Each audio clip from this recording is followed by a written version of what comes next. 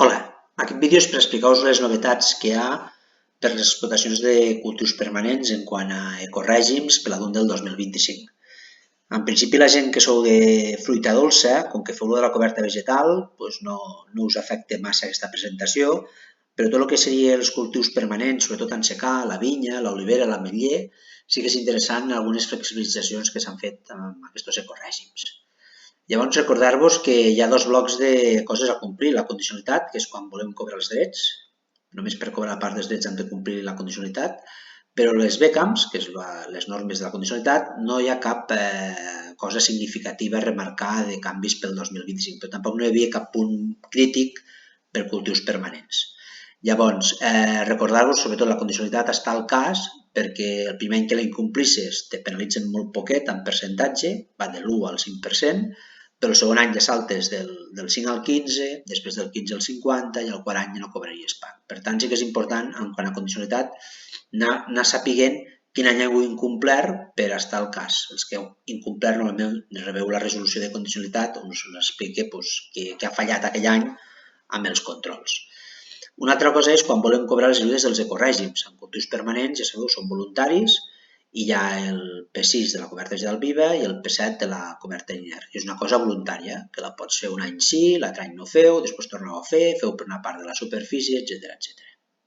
Llavors, quines novetats hi ha? Us torno a repetir, la P6 és cobertes vegetals vives, la P7 cobertes inerts, aquí teniu els imports del 23, veieu que aquí a les cultius permanents plans, pel tram 1, que serien les primeres 15 hectàrees, s'han pagat a 61 euros, i quan són planes, però a partir de l'hectàrea 15, també s'han pagat a 61. En teoria haurien de ser menys import, però aquest 23 s'han pagat totes a 61 euros l'hectàrea, tant les primeres 15 hectàrees com a partir de l'hectàrea 15. I quan fem coberta vegetal viva, i l'any passat ja ho vam fer, s'hi sumen 25 euros. Llavors cobrem 86 euros per hectàrea. Les de cultius permanents de mitja pendent, que van del 5 al 10% dependent del recinte, el mateix. El tram també és les primeres 15 hectàrees, però tant les de més de 15 com les de a partir de l'hectàrea 15 s'han cobrat a 113 euros l'hectàrea. I quan hi ha el complement de la coberta vegetal viva, perquè ho faig més d'un any, o sigui, l'any passat ho vaig fer amb coberta vegetal viva i ho continuo fent, se sumen 25 euros més i per tant 138 euros l'hectàrea. I quan són cultius permanents en recintes d'alta pendent, que són més igual o majors del 10% dependent, aquí sí que el tram primer de 0 a 15 hectàrees han cobrat a 165 euros l'hectàrea i a partir de l'hectàrea 15 se paguen a 115 euros l'hectàrea. I quan fem el complement dels 25 euros a la coberta vegetal viva, anem als 190 euros per les primeres 15 hectàrees i a partir de l'hectàrea 15 a 140 euros l'hectàrea. O sigui, són imports bastant interessants si es poden demanar i cobrar. Llavors, com sabeu, el que ens demanen tant per la coberta vegetal viva com per la coberta inert és que un 40% de la superfície lliure de copa a copa d'arbre ha d'estar ocupada per aquesta coberta. Aquí un exemple d'un marc de plantació de 10 per 10, que els carrers són de 10 metres d'ample, i la copa ocupa un diàmetre de 2 metres, vol dir un metre per cada costat, doncs trauríem un metre d'aquí i un metre d'aquí, que me'n queda 8, des d'10 metres de carrer me'n queda 8, i d'aquests 8, el 40%, serien 3,2 metres, ha d'estar ocupat per la coberta vegetal viva o la inert. Si aquest marc de plantació, el carrer ja només fa 6 metres, i traiem les copes, que fan un metre per cada costat, ens quedaria 4 metres de carrer lliure de copes i el 40% serien 1,6 metres. No? I si fossin 8, doncs la part el mateix. El càlcul seria exactament igual. Llavors, quines són les novetats? Primera, tant per la coberta vegetal com per les inerts, hi haurà la possibilitat d'alternar carrers de cobertes vegetals amb carrers en cobertes inerts. O sigui, un carrer deixa l'herba picada i l'altre deixaria la rama de les restes de poda picat. Però l'import, en aquest cas, serà el de cobertes inerts, que és el baix, en el qual, si podeu fer tot en coberta vegetal, millor que no pas barrejat en cobertes inerts i vegetals. Llavors, per una zona molt concreta, que serien els secans rigorosos de l'Urgell, Segrià i Garrigues, es podrà, des de l'abril fins al setembre, es permetran treballs verticals poc profuns. O sigui, als mesos d'estiu se podran fer labors poc profundes que fins ara no es podien tocar aquestes cobertes. Es podrà fer també en carrers alterns, o sigui, fent un sí, un no. I es permet complir aquesta pràctica amb un 50% de la superfície declarada. Què vol dir?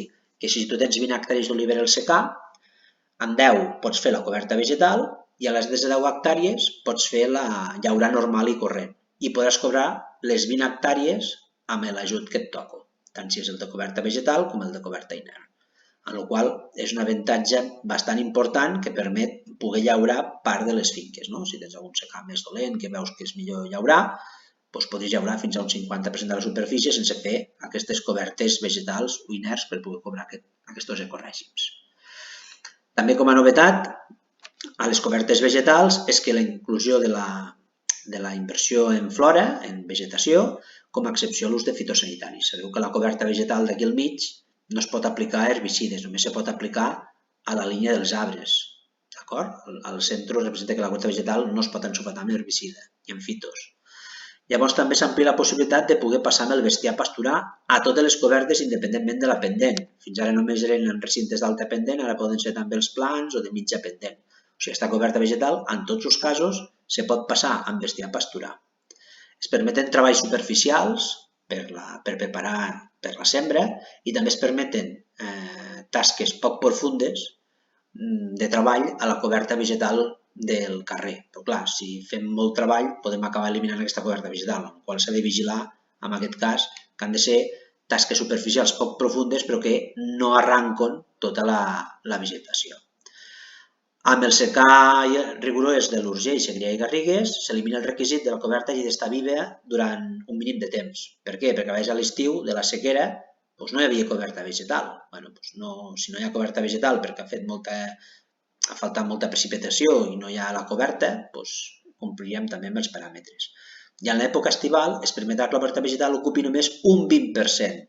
Sabeu que era un 40% per coberta vegetal viva i inert, doncs en el cas de la coberta vegetal es redueix del 40 al 20%. Què vol dir això? Que en època estival, si el meu marc de plantació és de 10 metres, aquell 3,2 baixaria a 1,6 metres. O sigui, puc tindre la copa, un metre, 3,2 metres més, això sumat serien 4 metres, 4 metres, 2 per l'altre costat i al mig 1,6 amb coberta vegetal viva.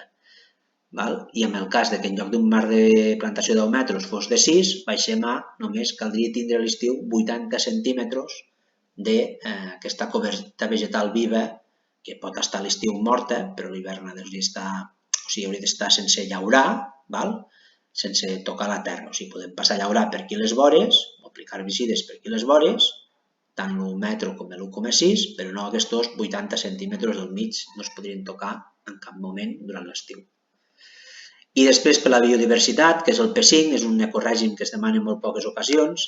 L'única novetat que s'afegeix és que s'inclou les lleguminoses com àrees no productives, com a zones de no collita, computables amb un factor de ponderació de 1. I les illes de biodiversitat, que és quan tenim enclavaments de biodiversitat per dintre de la finca, passem d'un factor de ponderació de 1,5 a 2. Això és més per casos, el P5 és l'únic cas en què demanem, en diversos casos no, però el més habitual sol ser quan no faig les altres pràctiques i mirem si tenim aquests elements del paisatge per dintre de la finca per demanar el P5. Però si podem fer la coberta vegetal viva, doncs mirem de fer la coberta vegetal viva. És quan no fem el P6 que mirem si podem fer el de la biodiversitat aprofitant que tenim elements del paisatge marcats al CIPPAC dins de la nostra explotació, que tant ho poden demanar els dels cultius permanents com els de la terra campa. I això és tot, les novetats per l'adult del 25 per cultius permanents.